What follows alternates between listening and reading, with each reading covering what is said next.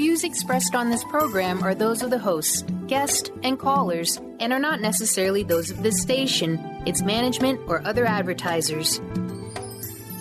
You're listening to Transformation Talk Radio.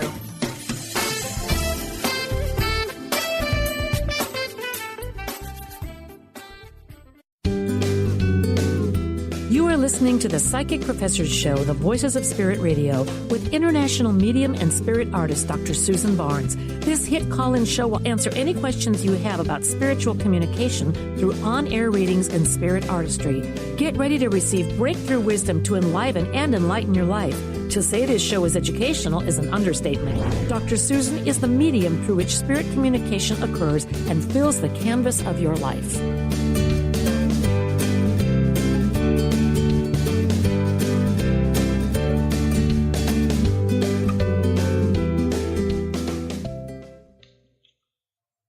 Hello, everyone. I'm Dr. Susan Barnes, and you are listening to the Psychic Professor Show on Transformation Talk Radio. And for the next hour, we will be bringing you spiritual voices to try to answer your questions or provide you with some new thinking and information about how we can communicate with spirit. Our topic today is music and spirit, and I have a very special guest, Marjorie Roth. Dr. Marjorie Roth is with us today. Welcome, Marjorie. Thank you, Sue. Why don't you start by telling us a little bit about your background with music? Well, my background with music goes back all the way, I think, to before I was born. My mom sang all the time while I was coming into being, and I think I was born attuned to music and grew up in a really musical family. And after a childhood that was spent studying music in different ways, now I'm a professor of music, music performance, and also music history, which is really a nice thing for me to be able to combine those two things. So I teach at Nazareth College and have some very, very interesting music students there. That sounds wonderful. Tell us a little bit about Nazareth. Where is it? It's up here in Rochester, New York, and it's kind of a unique music department in that we have the traditional things that you usually study when you study the performance of music. So there's music history, music theory, and music performance, and now we have music composition, which is also very good for us. But in addition to that, we have professional programs in music business, music therapy, and music education. And so as a studio flute teacher and a music history teacher, I get to work with all of those students, and I learn from them a lot about how they process music and what it means to them and what sort of things it does for them, sort of physically and emotionally and intellectually. And it's very different, depending on the area of music the student has decided to go into. That's really interesting. And so you've been doing, I'm not musical. That's what I have to say. I tried to play the guitar when I was a kid, and that lasted a little while, but my mother tried to teach me piano and that didn't work. So I really respect people who are musical, and I really feel that you have an advantage because you can really use music to help get in touch with things spiritually as well. And so why don't we start with talking about what have you started to find about the relationship between music and spirit? Well, I think anybody who is a musician, and any of your listeners who are out there, if you've played music by yourself, or especially if you have played music with other people, you notice right away that it opens up a channel of communication that does not involve words. I mean, in my case, I'm a flutist, and so I have an instrument stuck to my face, and I really can't talk when I'm working with a pianist or other people in a small ensemble. So you find after a while that sometimes it's body language, sometimes it's facial expressions when you're playing that conveys your ideas or your communication to other people. But sometimes there's just something else that happens between musicians that are playing together that allows them to stay together as a unit. It's really magical. It's a magical kind of experience. And although we have all sorts of technical explanations for how we do that, and we study that a lot, it's a very special kind of feeling that you get. And that opens the door then, I think, for any musician to contemplating other ways that music channels things for us. Things that channel through us into our listeners, out to our listeners, and things that channel into us as we're experiencing music, or in the case of a composer, creating music. Yes, well, I've known several people that will go to spiritualist churches and just improvise and play music, and it's like just happening at that moment. Yes, they didn't write it in advance. Yeah. Yes, improvisation is a skill. I think that, of course, everybody has to learn improvisation. And my music therapy students have a very interesting class up here called clinical improvisation, where essentially they're doing healing. When they're doing their work, and they get a job and they're out doing their clinical work, they're healing people through music. And so they need to have all the techniques of music right at their fingertips so that they don't break whatever healing. I hate to use the word ritual. I think my colleagues might freak out a little bit if they heard me use ritual. But to me, a lot of the things that they're doing seem sort of ritualistic, repetition, to get that music going, get that energy building. And I have also read, I am not a practicing spiritualist myself, but I've read a lot about exactly what you said, that in some spiritual churches and also in some circles, people will use music to sort of get the vibration going and keep the vibration high while the activity is going on. So well, that's absolutely true. We know that certain types of music will help to build the vibration. And sometimes it's the fast, crazy music that spirit wants to hear rather than the slow, meditative stuff. People like to put on music when they're doing meditation, but in the seance room, it is a little bit different. And lots of times what we do is we get everybody to sing like Row, Row, Row Your Boat so that we will just get the group in sync with each other. I think that you just put your finger on that in sync thing. Is music has an ability to get people moving together, and you can extend that out into just about every way you want to. What you just said, it gets you sort of in sync rhythmically and emotionally and vibrationally. But if you want to extend that idea out, you can think of music as a force that can also get people to act in a coordinated manner politically or socially or in much larger context than what we're just talking about in terms of the small musical ensemble or the little classroom. That's really interesting. I guess I've never really thought about music in this way, and I haven't thought about now. Do they have music therapy at Nazareth courses? Well, I don't know if there are courses. Is there such a thing? Oh, yes, music therapy. It is such a thing. It is one of our larger degree programs here. And I noticed that I teach a course here on music and magic that isn't like magic in terms of magical tricks and things like that, but it's sort of magic as a healing force. And we go back a lot into antiquity and look at the way the Greeks and other ancient cultures used music. And I find the students who are the most receptive to those ideas and the kids who just get it right away are the ones who are studying to be music therapists. And those kids will go out and work eventually in hospitals or private practices or any place, where there is a developmental issue or a physical issue. And it really is amazing talking to them sometimes about the things they have observed music to do with a person who is maybe suffering from aphasia, or kids who have severely developmentally disabled kids, the things they're able to do once rhythm gets going for them or melody gets going for them. It's really quite moving. Yes. I guess the one area where I've been aware of it is with autism. Yes. I think we have an autism clinic here at Nazareth. So there's a specialty going up here with that. Yeah, because I know that some people with autism, they've used music as a way for them to communicate and start to relate to other people. Right. So I think this, one of the things that I've observed in terms of my little looking around in this area of channeled music is it kind of falls into two different categories. One of them is sort of what we think of as the more traditional channeled music, where the person that the music is coming to is behaving very much like a medium, like a spiritual medium. They are the vessel into which music is coming from somewhere else, and then it's going out through them. Just like a spiritualist, I guess, would bring messages from spirit to people. It just, a person doing channeled music does the same thing. They just do it with music.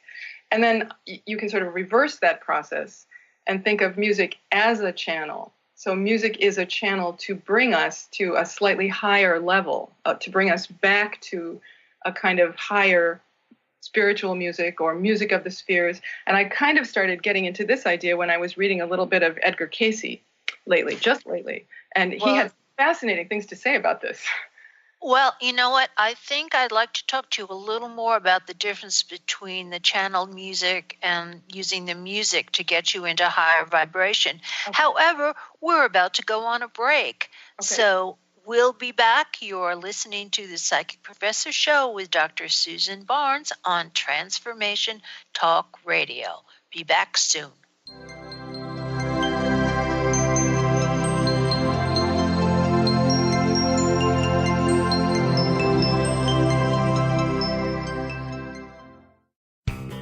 Now you can be a part of one of the most powerful programs to help create a more joyful, loving, abundant, and peaceful world. Every day at 12 noon in any time zone, join millions of other people around the world to spend a few minutes in joy, love, and gratitude. Brought to you by Robert Schoenfeld, host of the Art of Powerful Living Radio. Together, we can raise the vibration of the planet. For more information, visit globalmomentofjoy.com. Have you ever said to a friend, I am trying to be less stressed. I am hoping to meet someone special. Or how about, I am working on getting a job I love. Hi, I'm Eve from Elite Tarot, host of the weekly show Mainstream Metaphysics Radio. Words like hoping, wanting, and trying may seem innocent. However, they carry with them emotional weight that actually blocks energy. Next time you start to say these words, say instead, I am becoming less stressed. I am looking forward to meeting someone special. I am pursuing a job I love. While your brain may resist, note how your body physically feels as possibility of success suddenly appears. As an intuitive coach and professional tarot card reader, I work with clients worldwide on using energy effectively to embrace joy. If you'd like to schedule a session, please visit my website at elitetarot.com. That's ELITETAROT.com. Awareness is universal. Establishing a living awareness through meditation brings peaceful, healthy, and creative well-being into your everyday life. The practice of living awareness, Spirit Fire's own meditation practice, is built on this belief and is designed for every level of practitioner. Each year, Spirit Fire hosts living awareness meditation retreats that allow you to explore the practice in depth at our retreat center in beautiful Western Massachusetts. Introduce yourself to meditation and the practice at the Foundation's retreat. Attend, in silence, a silent meditation retreat focused on mindfulness, presence, and nature, or be engaged with the meditation sittings themselves at the Deepening Retreat. Start adding to your awareness and attend a meditation retreat designed to cultivate consciousness in your everyday life. For details on attending a Living Awareness meditation retreat, visit upcoming events at www.spiritfire.com. Tune into the wisdom of your soul for guidance on living a joyful life. On Soul Wisdom Radio, Wendy will provide inspiration to raise your vibration and connect with your higher self and guides. Learn how to balance your ego and to progress spiritually on Soul Wisdom Radio with Wendy Rose Williams. Visit wendyrosewilliams.com or Transformation Talk Radio to learn more about a healing session with Wendy and her events and publications.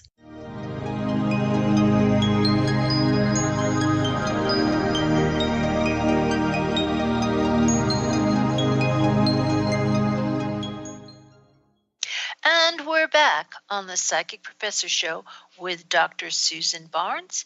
And the lines are open if you have any questions about spirit and music, or mediumship and music. And our number is 1-800-930-2819. 1-800-930-2819. And again, we are now talking to Marjorie Roth, and we were talking about the way music can be either channeled through a medium or used for inspirational purposes. Do you have more to say on that, Marjorie? Yes, I do. So I think maybe the most interesting thing to start with would be the channeled music part, the start that is coming in from somewhere else. And I have a couple things to say about that. I think I first got interested in this idea when I was actually studying Sibylline prophecy as a graduate student. And I used to do a lot of gigs at that time. I played with a guitarist. And in the car one day when we were driving around, and I was trying to explain to her what a sibyl was in the ancient world, that it was a woman who would go into a sort of trance and she would hear the voice of the god, and then she would give a message out to whoever was listening. The woman that I played with, the guitarist that I worked with, said to me, "Oh, you should go to Lilydale. They have people at Lilydale who do that kind of thing." And so that was my first introduction, just even to the idea of opening up the mind or the soul or the spirit or whatever to a certain kind of contact. And since I started coming to Lilydale and I've learned more about spiritualism, then I got interested in this channeled music thing. And I think I've noticed a couple of different ways people describe music that is channeled through them. Some people, mostly performers, will say that in the middle of a performance, they will notice that some part of their body seems to be taken over by something that is not them. I think the most interesting guy I read was someone who says that his hands, when he plays guitar solos, are taken over by Jimi Hendrix. And he knows that he is one with Jimi Hendrix at that time because he knows when that feeling is gone. And then he knows that he could never have played that solo himself. It had to have been someone else's hands. So I've read about several people who feel that either their voice or their hands on the piano or the guitar or something is actually taken over by someone else, and that they are being used as the vehicle for that person then to express, that departed person to express through them. And then also there are people like Mrs. Rosemary Brown. I'm sure some of your listeners have heard of her before. In the 1960s, she made quite a splash by coming out and telling people that the composer, Franz Liszt, the 19th century composer Franz Liszt, and several other very prominent composers from the 19th century and the 20th century, and even before that, visited her and sat with her and spoke to her and wrote music through her. And it's interesting piano music. It's not exactly what one would expect Liszt to have written or Schumann to have listened, but it's close. It's in the ballpark. And I have a student right now, actually, who's learning some of these piano pieces for my music and magic class, and we're all going to listen to them at the end of the semester and compare them to some other pieces that we know for certain are by Franz Liszt. But Mrs. Brown had a very interesting experience from childhood. She said she was visited by Liszt, and he told her that when she was an adult, he would bring her music. And that the reason he was bringing her music, and all his other composer friends were bringing her music, was to prove to the world that life continues afterwards. That was their whole goal. It wasn't to continue their careers as composers, but instead to give people hope and prove to them that life does continue. That's interesting. And Liszt wasn't a spiritualist. I mean, I've never heard him being identified as one. No. Liszt actually became a Catholic priest at the end of his life after quite a adventurous and active youth where he was anything but priest-like. He did settle down in his older years. Some of the other composers that Mrs. Brown said visited her included both Robert and Clara Schumann, Franz Schubert. She had a very nice description of Franz Schubert's energy. She said Beethoven was a little hard to work with, which I don't think would surprise anyone who ever knew Beethoven. And J.S. Bach was very austere, and she had a little bit of a hard time with him. Chopin, I think, was another one. And Rachmaninoff actually criticized her piano skills and said she'd be better at getting their message across if she could play the piano better. So she apparently took some piano lessons from him also. Now, for musicians, this is, I mean, when we hear this, we think, oh my goodness, you know, these are our heroes. These are some of the icons of music history. And certainly for pianists, these are some of the most important composers. So it's a little bit strange sometimes when I tell my students about this. They all look very surprised and very skeptical. But then I have them read about Mrs. Brown, and she was quite a sincere woman, and I am convinced that she was convinced that this is what she was doing, and that those composers were with her all the time. Yes, I can see why your students might be a little bit skeptical. But what's interesting is that the composer would come back and say that he's trying to prove the continuity of life, because that is one of the spiritualist principles. That's why I was asking. But you know what? Many things that are spiritual are in many, many different religions. Okay, we were talking about channeled music. Now, what about inspirational music? Well, I'm not sure. I mean, I think inspirational music exists in every religion. So that's kind of or even outside of religion, anything that is inspirational. I would have to narrow this down a little bit to my own particular take on this. In my own academic study, I've spent a lot of time with Neoplatonist ideas.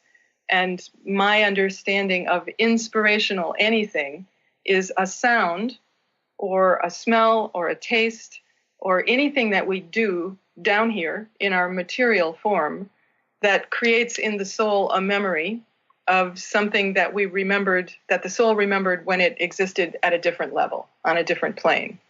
And so for me, inspirational music, according to those Neoplatonic ideas, is any kind of music that reminds us of what I guess we would call the harmony of the spheres, or has been by other people called the harmony of the spheres or the harmony of the cosmos. So it's a kind of musical sound that activates a memory in the soul.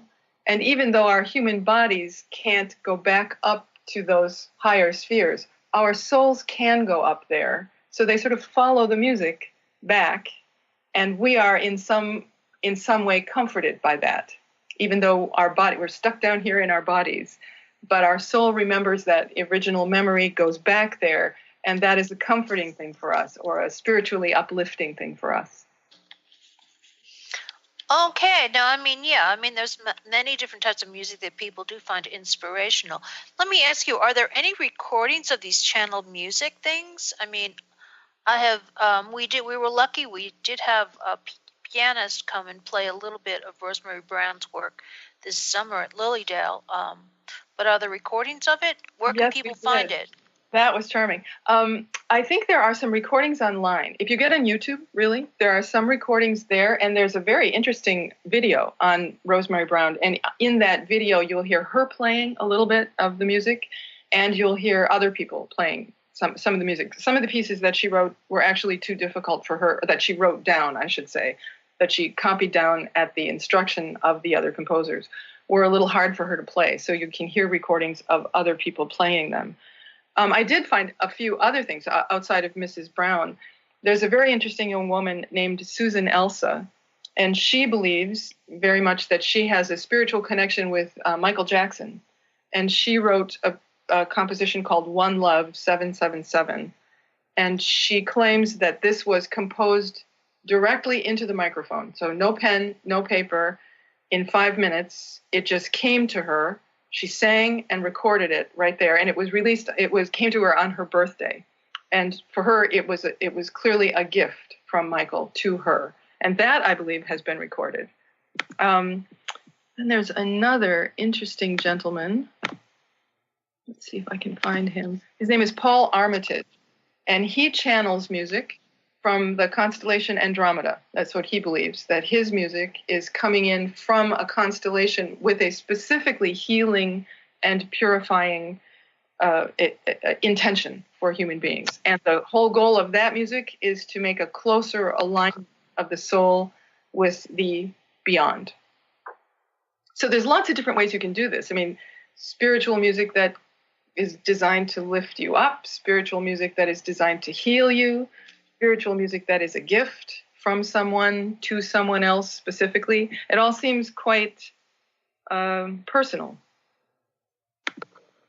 Yes, that's really interesting. And I just had to note that when you were talking about Jimi Hendrix and the musician saying that he felt Jimi Hendrix was taking over his hands, that's what happens with the art too, with spirit art.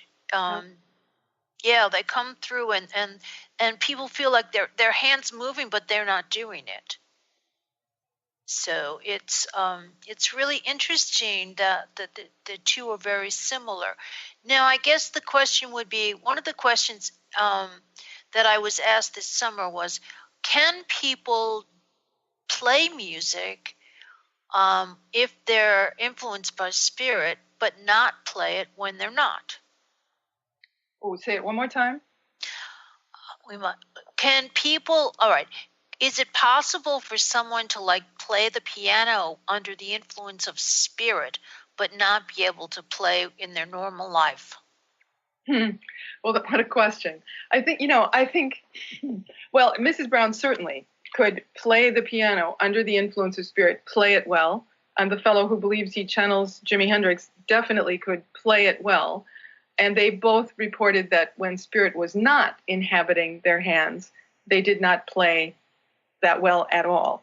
I haven't heard of whether anybody who doesn't play an instrument at all can be possessed by spirit, and then, I don't know if that's the right term, but have their hands possessed by spirit and suddenly be able to play something. I haven't heard of that, but maybe somebody in your listening audience has.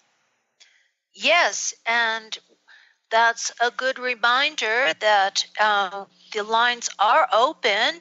And if you're listening and would like to ask us a question, the phone number is 1-800-930-2819.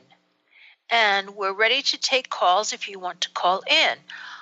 Just to note, this program is sponsored by the Spirit Art Gallery at www.spiritartgallery.net.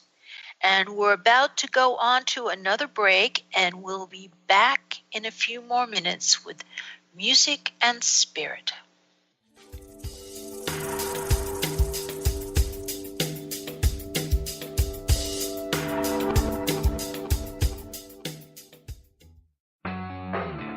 Transformation Talk Radio is dedicated to the education and awareness of Lyme disease. Welcome to Lyme Talk Radio. I'm Dr. Pat Basile, the host of the Dr. Pat Show, and I am so thrilled that we've created this venue for all of you out there. Dr. Pat Basile will be bringing the most innovative, groundbreaking information, research, treatment innovations, and stories from those it affects every day. What we have heard is that you want to ensure for us that we keep positive, holistic, uplifting, transformative talk radio on the air. We're excited to bring you the contemporary conversations about Lyme disease. We promise not to let the light fade on Lyme. So fasten your seatbelts. We've got lots more to share with you in the weeks to come. Tune into Lyme Talk Radio with Dr. Pat and help keep our mission strong on transformationtalkradio.com. Hi there, this is Audrey Michelle, host of Rewired Life Radio. If you've listened to the show, you know I talk a lot about listening to your body. Here's the deal. Listening to your body takes quieting your mind, and I want to teach you how. Actually, we're going to start right now. Take a deep breath, a truly deep breath, all the way to the top of your inhale, and then exhaling to the very bottom of your belly. Breathing, feeding your body the oxygen and fuel it needs. This is the first step in listening to your body. There's more, but it's so easy. I want to share a quick meditation with you to help you instantly reconnect with yourself and listen to your body. Simply go to audreymichelle.com/tips and download it for free today. That's Audrey Michelle, spelled MICHEL.com/tips. Are you feeling stagnant or blocked in your love life, career, health, or finances? Experiencing difficulty focusing or setting and achieving goals? Tune in to Spiritual Diagnostics Radio with psychic visionary healers Carol Dorian and Justice Welling. Discover the cause and effect of unwanted patterns in life. Tune in every Tuesday at 12 p.m. Pacific on Transformation Talk Radio. For more information, visit spiritualdeed.com. Tune in each month to Synergenetic Living Radio, where Rick and Grace Paris discuss the synergenetic way of life, what it means to truly change your perspective in life, what it means to take control of your life and manifest your true desires. For more information on Rick and Grace Paris and Synergenetic Living, check out synergeneticliving.com. Get clear on the life you desire and the current life you are creating and what is between the two. Synergenetic Living, living life loud.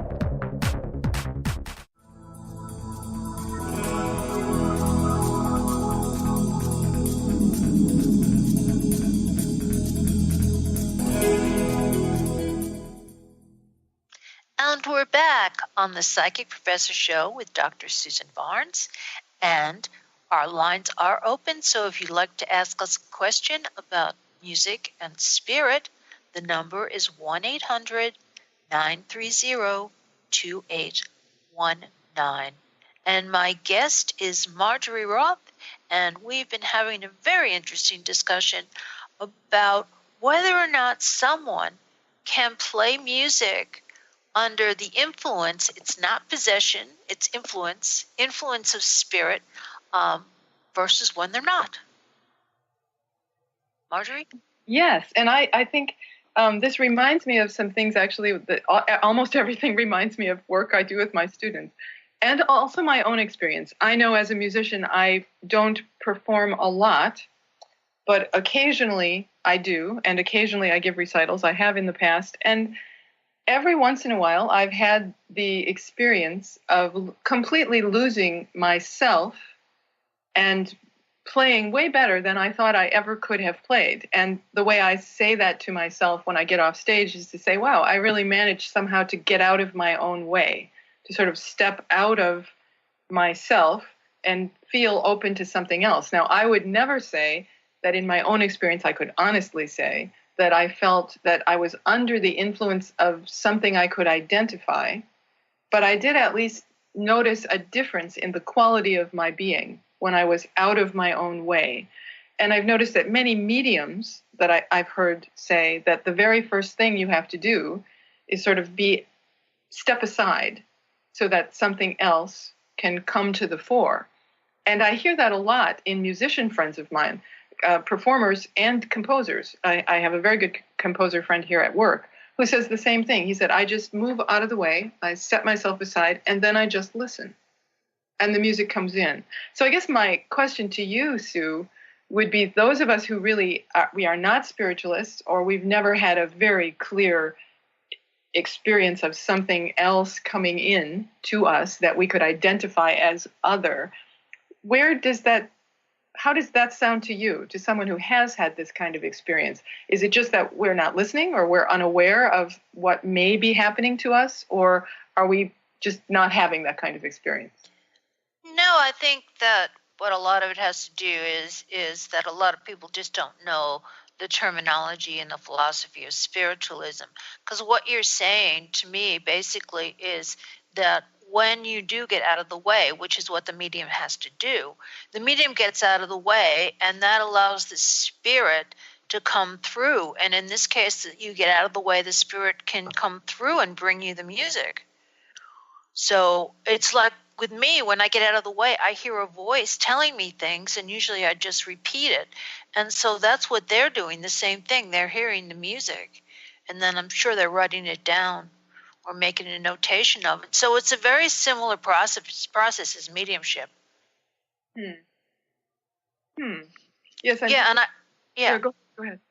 And I would also say that part of it is almost a trance-like thing. And I use the word trance because trance is with spirit, where channelers can be from other types of entities like aliens and people from Atlantis and all kinds of stuff. But when you're bringing through a spirit, and it doesn't always have to be an identified like composer, like I'm bringing through the spirit of Beethoven or whatever, but it can just be a spirit coming through with the music, with the sounds that the person's healing. And they go into like a semi-state of trance where they may be aware of themselves, but they may be giving over to spirit so that the spirit can use their voice or use their hands. Does that make sense? Well, it really, it sounds very familiar. To me, what you're describing sounds like almost exactly the same words of the very fine performers that I've gone to school with or that I work with here at Nazareth. When they're really on, anyone who is in the on mode feels as though they've sort of raised up and become one with something, and they've dissolved into the music that they're performing. So this is very interesting for me to hear you use those words, and I've heard people use those words all my life, yet outside of any context where they would have given consideration to the fact that they were actually merging with something else. Yes, they're going into an altered state. Yeah, altered states, I think most musicians, we walk around most of the time in altered states. But this is a very specific kind of thing. I have the quote here from my colleague up here at Nazareth that teaches composition. He was kind enough in his first year up here to answer some very detailed questions I had for him after I'd been studying Mrs. Brown. I'd been studying her and her works and some of the critiques of her that have come in over the years, which have not always been, I thought, very kind or very open-minded. And he says here on this issue of whether something is coming in or not, he says, what some people call being helped by higher spirits, I usually call not being there or getting oneself out of the way. And for me, that was almost word for word what I had heard a medium say the summer before in terms of how one trains as a medium. You're exactly right. We always say that. We always say that. I'm always, and that's the hardest part, because the hardest part for a medium is being able to turn off the internal chatter that goes on in your mind and putting that all aside and just letting spirit come through. Taking aside the internal chatter. Yeah, it's like, we always have like things, oh, I should have done that. In your mind, you've got the chatter going on. I did this or I did that. Or the other thing that happens, and this is why most people don't do as well in mediumship as they should. The spirit comes in, they give them an image, like, what was the image we just got? They give us an image, I use the bicycle. They give us an image of a bicycle, and automatically your mind wants to say, oh, someone's riding the bicycle. Oh, the bicycle's this, the bicycle's that. And really, all they want you to say is bicycle, because when you add the other stuff, the recipient's not going to understand it. Yeah, it's like amazing how many times that happens. And I always catch my students, my mediumship students, with that all the time, because I'll say, okay, did you add this? Or I'll actually catch them adding things on.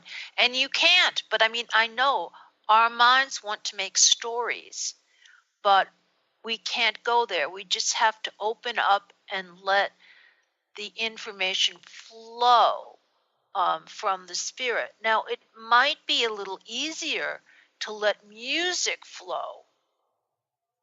Oh, this is very interesting. One of the things that Mrs. Brown was always asked when she was alive, and she said to Franz Liszt, why me? Why would you pick me when I'm not a great pianist and I have not been trained in composition? People who understand music knows that sometimes she would write a sharp when she was really actually supposed to write a flat. It's C sharp, but she wrote D flat, because she really didn't know even enough music theory to know what key she was in. So she said, why would you choose me, someone with insufficient technique on the piano and almost no technical training as a composer or in music theory? Why would I do it? And he said to her, let's see if I can find this quote. He said to her, had you been a trained composer, your own ideas would have gotten in the way, and it would have slowed the process down. So he said almost exactly what you just said. allegedly when Franz Liszt spoke to her, he said exactly what you said. She would have too much clutter in her own mind and too many of her own ideas and her own designs about the piece of music so that their ideas would not have been able to come through clearly.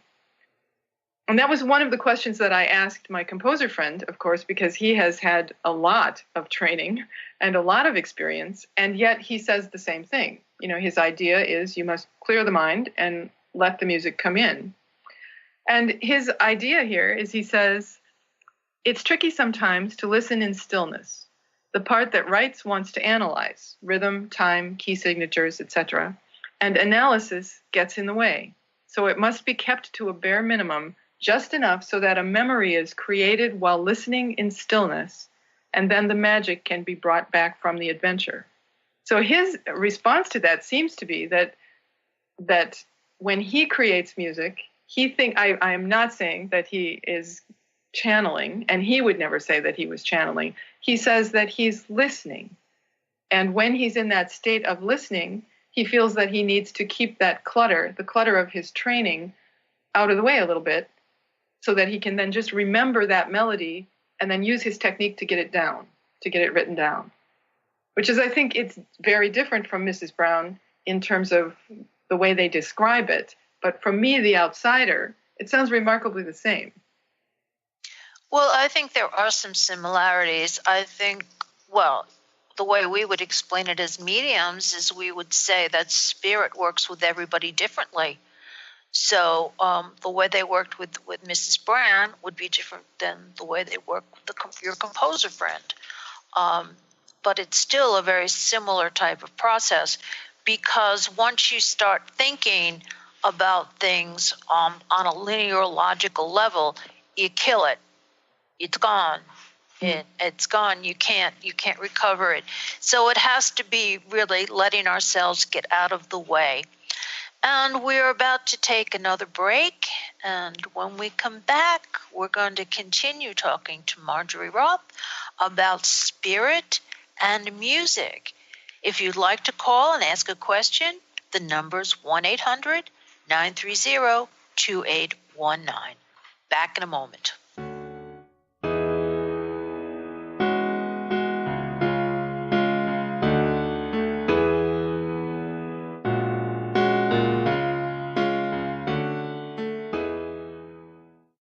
Chris Stanis is a spiritual leader and healer and teaches a course on how you can transform your life through a meditation and healing system that will manifest your spirit's dreams.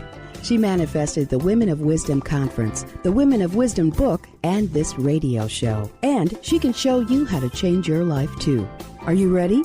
Visit the website and contact her at voicesofwomentoday.com. That's voicesofwomentoday.com. The Truth is Funny. Shift Happens with Colette Marie Steffen is excited to welcome Karen Benton as a monthly guest host. Tune in on the third Wednesday of each month at 8 a.m. Pacific Time to regain confidence and trust in your capacity to create change in your life, your health, your family, and your well-being. Karen Benton is a mother, nurse practitioner, certified body talk practitioner, Franklin Method instructor, and owner of Limitless Living LLC. For more information about Karen, visit KarenBenton.com.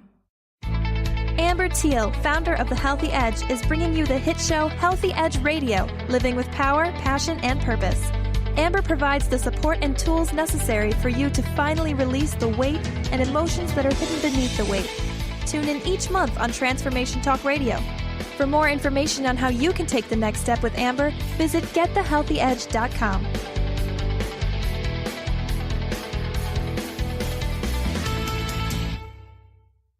Tune into the wisdom of your soul for guidance on living a joyful life.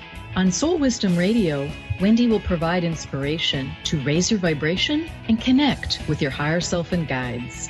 Learn how to balance your ego and to progress spiritually on Soul Wisdom Radio with Wendy Rose Williams. Visit wendyrosewilliams.com or Transformation Talk Radio to learn more about a healing session with Wendy and her events and publications. TheAngelLady.net. TheAngelLady.net. TheAngelLady.net. 1-800-323-1790. 1-800-323-1790. Sue Storm, theangellady.net. Live your magnificence, for the love of joy is a precious gift offered to us by Robert Schoenfeld, host of the Art of Powerful Living Radio. He takes us on an incredible 30-day adventure to expand our minds and hearts with the nectar of life, love, and joy. This book will help you bring more joy, love, health, abundance, adventure, romance, and magnificence into your life.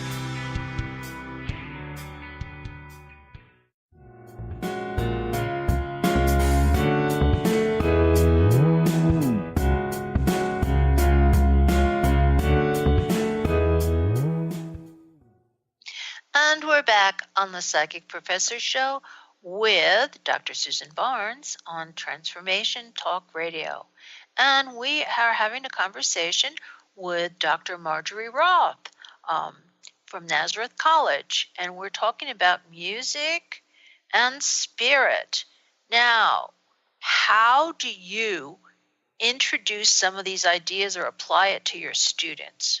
Yes, well, as I said earlier, I do have a very good audience here with my students because Nazareth has a very open-minded, interesting group of students that we have. But most of what I talk about with my students comes in an upper-level music history class called Music and Magic, and there's where we study a little bit of Neoplatonism, a little bit of alchemy, a little bit of astrology. I do a unit now on spiritualism, largely because of Mrs. Brown. A little Kabbalah, all the usual, all the 9 yards of the esoteric studies kinds of things. And then we look at how composers have used those ideas. And I usually give the students a chance at the end of the year to work out their own project, something that has come to them from the lectures, some interest, particular interest they have in one of the esoteric topics. And I say, just figure out something you might want to do to use this. And one year we had a young woman come in who had not been doing very well in school, and nobody really knew why, because she was very smart. And she came to me just before the week before the class, and she said, well, I'd like to tell you that one of the reasons I've been falling behind in grades is because I've been hearing voices, and I've been contacted by a particular popular musician who I did not know, who was recently departed. And she said, I've been writing songs with him. And I can't stop writing these songs, and I feel compelled to do this. And if you don't mind, I'd like my last presentation to be one of these songs. And I thought that was remarkably courageous of her.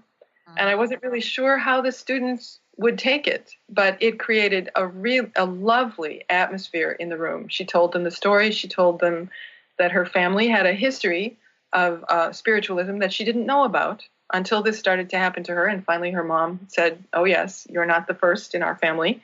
And she talked it over with her family a little bit, and then she started writing down these songs.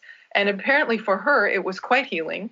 And for the students, it was a really moving evening that we had together. I was very proud of all of them for the way they listened to what she had to say with a very open mind and asked her very good questions about the process. And I thought she answered the process quite well.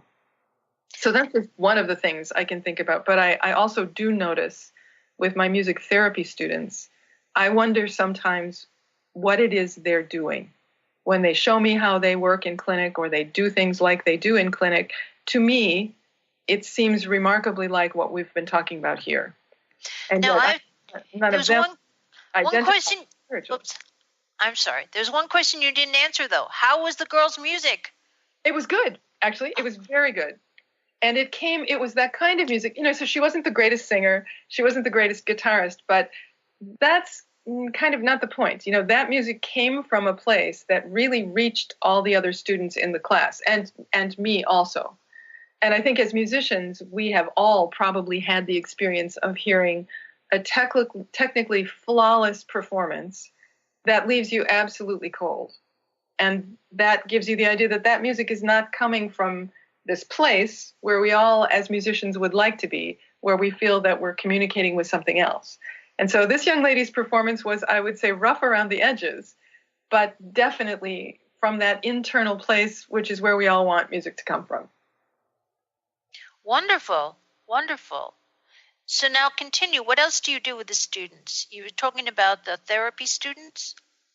Yeah, I'm focusing mostly on the music therapy students here because I think their conception of music is from the very beginning less as a fine art, less as a performing art, as it is something that is a tool for transformation. They just understand intuitively that this is something that will transform people from an unhealthy state to a healthy state in some way. And they study it here at Nazareth. Of course, if they studied it like alchemy or like astrology, they would never get a job anywhere. We have a very rigorous program here that is certified by the state, and their approach to being a music therapist is very scientific and very closely controlled by a fine faculty. So then when they come to my upper level class, it's really the first time where I think they explore these sort of less scientific or less positivistic aspects of what it means to be a music therapist. And they all usually fall madly in love with a man from the 14th century named Marsilio Ficino, who was a doctor and used music to heal. He used planetary music to heal people. And they all are very inspired by him. And it gives them a chance to look at their very scientific discipline from a slightly different way, something that is a little bit more spiritual and maybe a little bit more openly spiritually. Let me put it that way. A little bit more openly spiritual, and something that allows them to come into contact with the magic of what it is they're doing, the magic of what we're all doing as musicians when we make music that moves people in some way. That is transforming them. That is doing something to make the world better. That's a wonderful thought. I guess, we have so much music, elevator music and all this music around in our environment. The transformation, how music can transform us as people, is a really exciting kind of idea. It's true, and I think we've lost that. I think one of the things I appreciate so much about my students here, all my students here, is that they come in with that understanding of music, that they're here to study music because they've had some experience with music that has transformed their life or made their life better in some way. So it's moving and nice to work with kids like that. But I think we, in our modern understanding of music, have gotten so focused on the, the technique of it or the business end of it, the selling of it, the popularness of it, the dance music, all that stuff is very nice.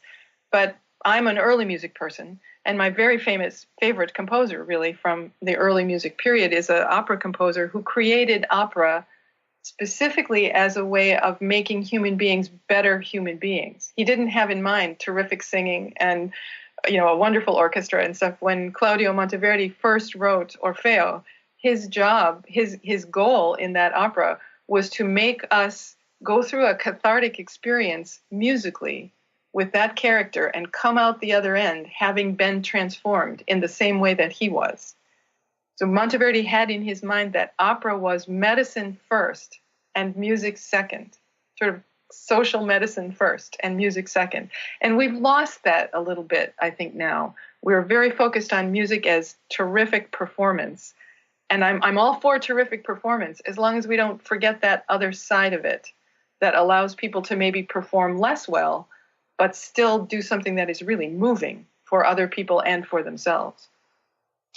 Yes, that's very, very true. The idea that the music can heal us and help move us. And I think that the music therapy courses that you guys are teaching are really, really important for people, because I think that is a wonderful, wonderful way to heal. And it's also a way of healing that's not using drugs or substances or things like that. It's just using sounds. And I have some friends who have the gongs, that play the gongs and do the sound healing through that. And I have had some gong therapy, and it really is amazing. The sounds just really help to put me back into balance. So that's what's important with it. Yes, and it's true. It's not just necessary. This leads then to what is music? Is music have to be composed music, or can it just be a sound? And I know I sit sometimes with a singing bowl, and I just play my singing bowl, and maybe a half hour goes by, and I don't notice the time, but I notice that my breathing is better, my blood pressure, I think, is lower. So is that music, or is that just a sound? Does it really matter? Any kind of healing sound works for me. And with that, we are just about at the close of our show. This is Dr. Susan Barnes. You've been listening to the Psychic Professors Show, sponsored by the Spirit Art Gallery. And we're going to thank Marjorie Roth for your wonderful discussion of spirit and music. Thank you, Susan. You've been listening to the Psychic Professors Show with Dr. Susan Barnes, the Voices of Spirit Radio. Dr. Barnes' deep knowledge of spiritual issues provides an hour of lively talk and discussion about everything from historical facts to transcommunication. To download this show or any past shows, or to learn more about Dr. Susan and her spirit-inspired art, visit spiritartgallery.net.